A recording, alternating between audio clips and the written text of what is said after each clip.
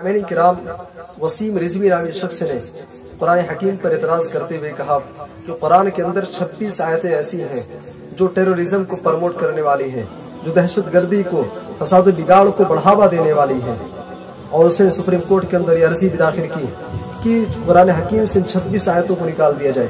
مدارس کے اندر طلباء کو ان آیات کی تعلیم دے کر کے انہیں دہشت گرد بنایا جا رہا ہے، انہیں ٹیرورسٹ بنایا جا رہا ہے، انہیں فسادی بنایا جا رہا ہے۔ سامعین کرام، پوری دنیا سے بلا تفریق مسلک و ملت ہر ایک تمام علماء نے اس کی تردید کی ہے اور ابھی بھی اس کی تردید کر رہے ہیں۔ یہاں پہ ایک سوال پیدا ہوتا ہے کہ جن 26 آیتوں کو وسیم رضوی نے نشانہ بنایا ہے، کیا حقیقت میں ان آیات کے اندر ایسا کچھ ہے؟ کیا حقیقت میں وہ آیتیں ٹیرورزم کو پروموٹ کرنے والی ہے کہ نہیں ہے؟ آخر ان کا پس منظر کیا ہے؟ آخر معاملہ کیا ہے؟ ان 26 آیتوں کو سمجھنے کے لیے آپ سورہ نساء سورہ نمبر 4 آیت نمبر 43 کو آپ پڑھیے۔ اللہ تعالیٰ فرما رہا ہے، یا ایھا الذین آمنوا لا تقربوا الصلاۃ، اے ایمان والو تم نماز کے قریب مت جاؤ۔ اب اگر کوئی شخص قرآن کریم کے اس آیت کے ٹکڑے کو لے کر کے ہنگامہ برپا کرے کہ قرآن کریم کے اندر لکھا ہوا ہے، صاف لفظوں میں لکھا ہے کہ لا تقربوا الصلاۃ، تم نماز کے قریب مت جاؤ، اس لیے نماز نہیں پڑھیں گے، ایسے انسان کو آپ کیا کہیں گے؟ کہا جائے گا کہ آپ اس کے آگے بھی پڑھو، نماز کے قریب کب جانا ہے، کب نہیں جانا ہے، اس کے آگے بھی آپ پڑھو۔ اللہ فرما رہا ہے، یا ایھا الذین آمنوا لا تقربوا الصلاۃ وانتم سکارى، جب تم نشے کے عالم میں ہو تم نماز کے قریب مت جاؤ۔ اب اگر ایسے آدھی بات کاٹ کر کے بیان کی جائے، سامعین کرام، وسیم رضوی نے ان 26 آیتوں پر اعتراض کیا ہے۔ ان سب آیتوں کا معاملہ دراصل یہی ہے، اس جاہل نے صرف ایک آیت کو لے لیا یا کسی ٹکڑے کو لے لیا اور اس آگے پیچھے کو اس نے پڑھا نہیں۔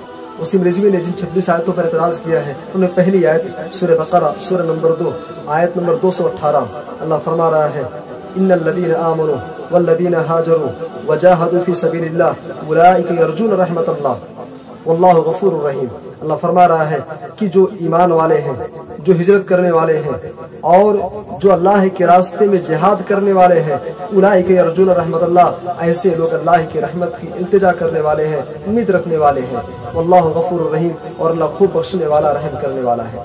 وسیم رضوی نے جن 26 آیتوں کو نشانہ بنایا ہے، ان میں سے پہلی آیت یہ ہے۔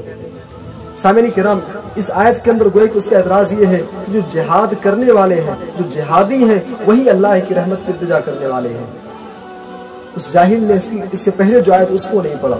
آپ سورہ بقرہ سورہ نمبر 2 آیت نمبر 270 آپ پڑھیے، یسألونک عن الشہر الحرام قتال فیہ، نبی کریم صلی اللہ علیہ وسلم سے حرمت والے مہینوں میں قتال کے بارے میں سوال کیا جا رہا ہے۔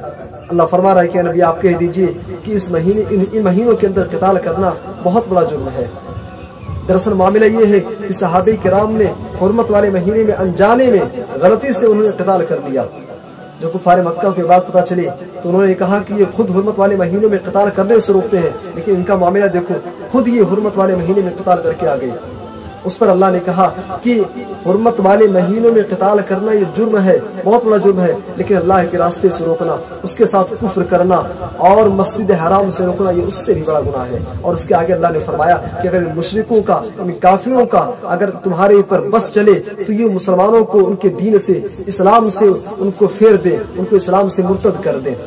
تو اللہ نے فرمایا کہ جب ایسی نوبت آ جائے، آپ مثال کے طور پر کسی ایسی بستی میں رہتے ہیں جہاں پر آپ کو اسلام کے احکام کے نافذ کرنے میں، جہاں اسلام پر عمل کرنے میں، جہاں آپ کو اپنے دین پر قائم رہنے میں آپ کو دقتیں آ رہی ہیں، پریشانیاں ہو رہی ہیں آپ کو، تو اسلام کہتا ہے ان الذین آمنوا والذین ہاجروا، پہلا اسٹیپ بتلایا کہ وہاں سے آپ ہجرت کر کے کہیں اور چلے جاؤ۔ اب کہیں آپ چلے گئے، وہاں پر بھی آپ کو ستایا جا رہا ہے، وہاں پر بھی آپ کو پریشان کیا جا رہا ہے، اسلام کے احکام کے نفاذ میں آپ کو دقتیں آ رہی ہیں، تو اسلام نے کیا بتایا کہ والذین ہاجروا وجاہدوا فی سبیل اللہ، دوسرا اسٹیپ بتلایا کہ اللہ کے راستے میں جہاد کرو۔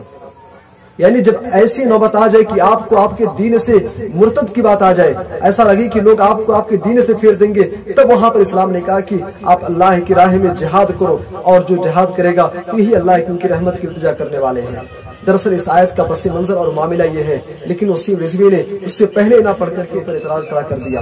سامعین کرام، اس کے علاوہ اور بھی جو بقیہ آیتیں ہیں، انشاءاللہ ایک ایک آیت کا پس منظر، اس کا بیک گراؤنڈ میں آپ کے سامنے پیش کرتا رہوں گا۔ زندگی باقی تو بات باقی۔ السلام علیکم ورحمۃ اللہ وبرکاتہ۔